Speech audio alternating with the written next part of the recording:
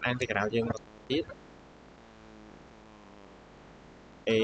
mà là ăn thì cái nào này tăng cái x chỉ có đắng tha tăng cái x cứ mà này chứ tăng cái x cứ mà này sin cái x lơ cô cái x tóm bây giờ một bài sin cái x ấy bị mà là muối đỏ cô cái x cái đấy bạn chia sin cái x mà là muối đỏ cô cái x cứ thời gian ta sin cái x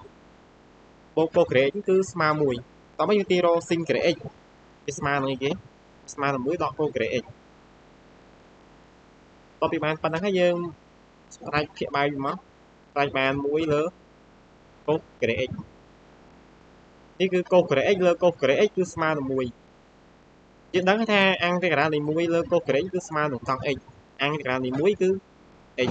សញ្ញាដកនេះគឺសញ្ញាដកដល់ទេបូកឲ្យ c តែ c នេះគឺរបស់ a គេមើលរបៀបទី2របៀបទី2នេះគឺតង់ក្រេ x យើងដឹងថាតង់ក្រេ x គឺស្មើនឹងសេកង់ក្រេ x ដក1តមកគឺយើងដឹងថាអង្គទេក្តានៃសេកង់ក្រេ x គឺស្មើនឹង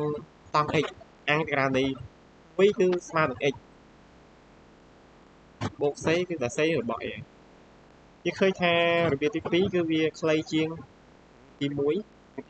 ដូចឯងទី2គឺវាអីទេពីបន្ទុកហ្នឹងគឺលំហាត់នេះគឺតែប៉ុណ្្នឹងស្អី